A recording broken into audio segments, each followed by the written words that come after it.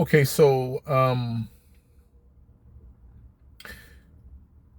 in the news cycle as of late, there seems to be a lot of damage control taking place,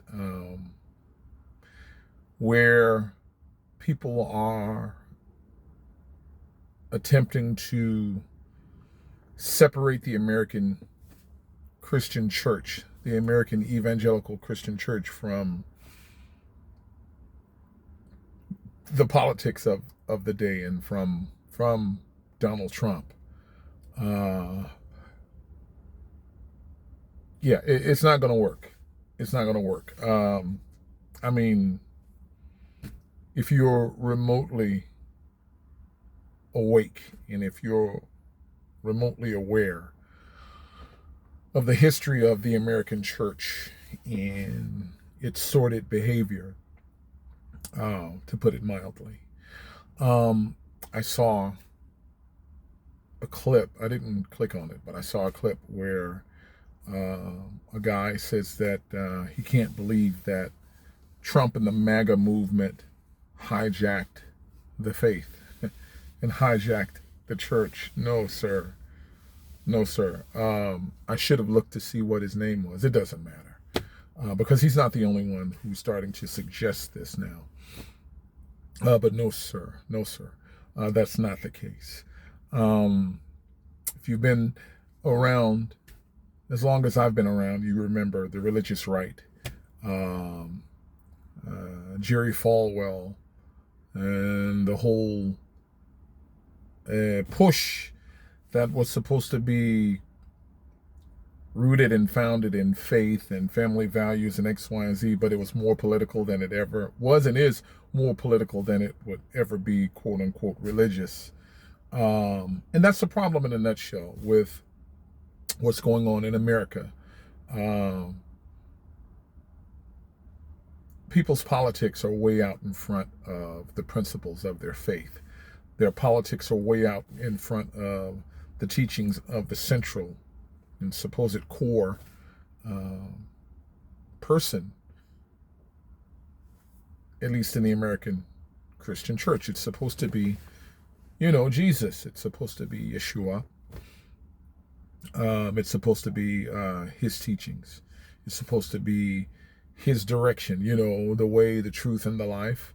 Um, but no, that hasn't been the case for a long time. The Heritage Foundation, well-known conservative think tank, been around since the early 70s. I think may have been founded uh, anywhere between 1970, 1973, somewhere around there. And they led the charge in the 80s. They influence policy up until this day across the board. And they have an idea that Christian, true Christians are conservative white people and conservative white people only. So the policies that they push are reflected by this twisted thought. Do as I say, not as I do. Um, you think about groups like the religious right, a movement group. You think about the Heritage Foundation, and you think about some of the cartoons or the editorials that would have like drawings in them. And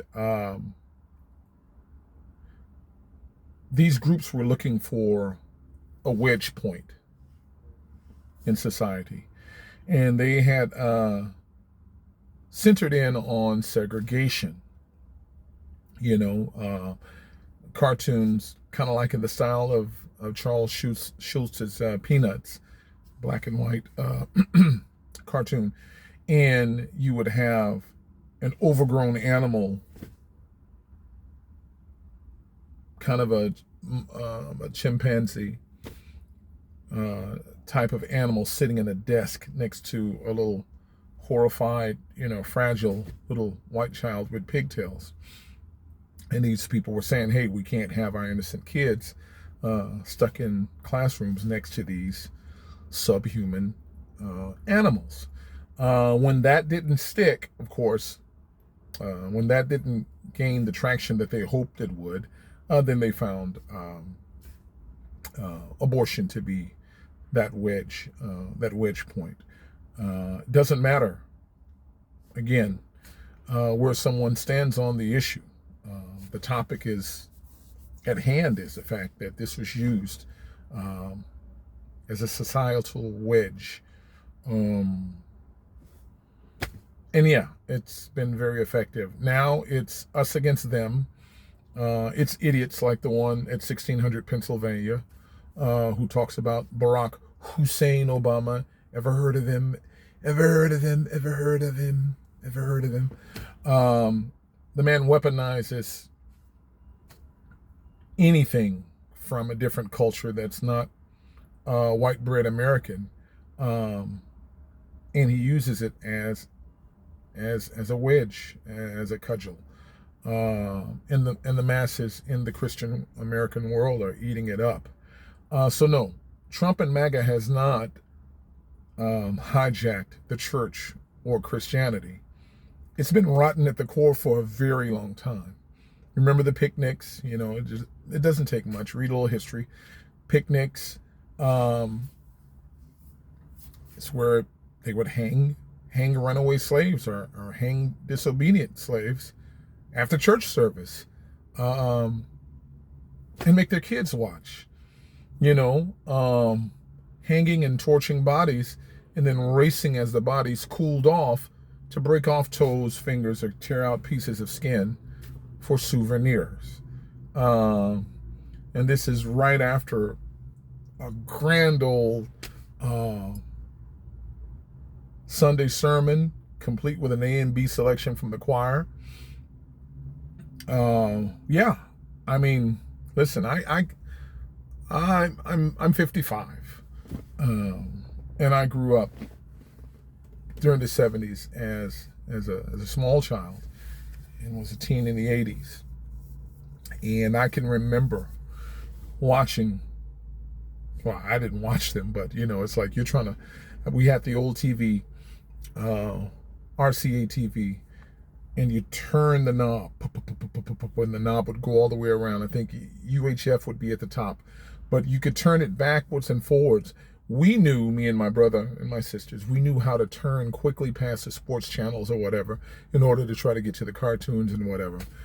But on occasion, if you were not very skilled in turning the knob, you would end up hearing choir type sounds or whatever.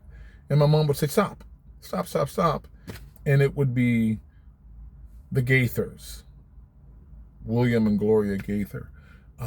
And they would have their friends. I think later on they had a thing called like Gaither Homecoming or whatever.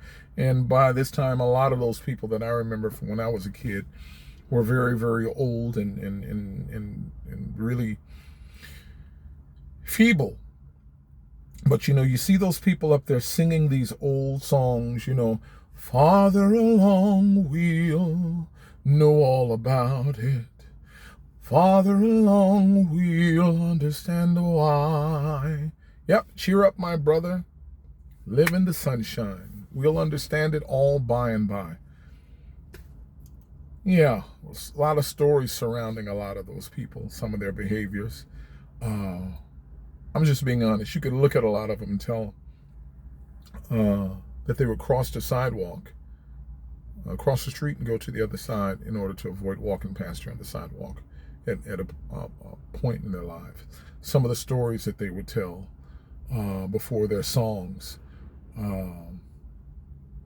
Yeah, and these were all people who prayed, sat up there, cried, sang beautiful songs.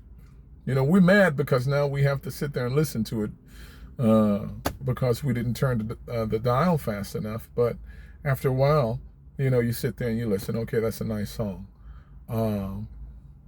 But again, the gospel, love your neighbor as yourself, the whole nine, they never absorbed this. They never absorbed this. Now they've had children and grandchildren and great-grandchildren, and some of them have gotten into politics, high positions of power, X, Y, and Z. They're influential, and they're keeping the old legacy alive. The old legacy alive. So no, Donald Trump and the MAGA movement has not hijacked or stolen American Christianity. He has just empowered it to enact fearlessly and openly. And they can have it. That's the point. They can have it. They can have it. Yeshua is the way. He is the truth. And he is the life. And yeah, we can follow the way and we can enter into that gate without dealing with the madness that's been in front of us for so long and that's now making itself widely known. He who has an ear, let him hear. It's time to go, folks.